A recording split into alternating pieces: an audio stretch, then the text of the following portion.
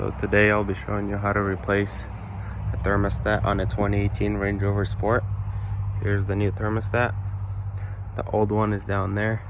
First step is remove the cover.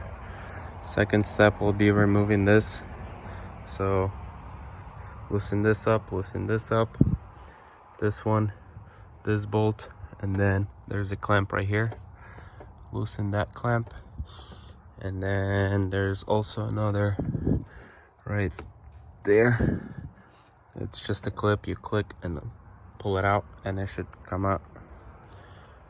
So after taking out this thing, next would be taking out the clamps, which there's a clamp right here,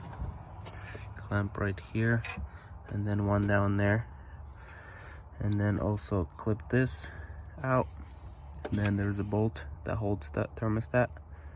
Unbolt that and it should come right out.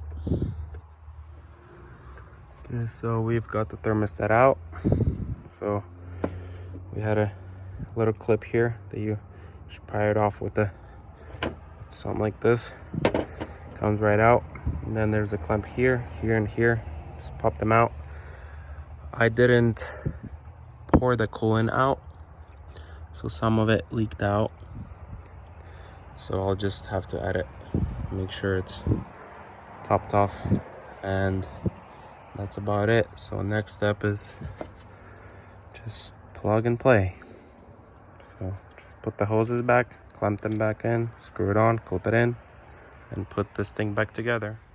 All right, so we've got the thermostat back on. Clamp, once again, clamp down there for a smaller hose, and then a little clip this in, and it's right back in. And now put this back together, put this cover on. I'll have to add some coolant and should be ready to go. Thanks for watching, everybody.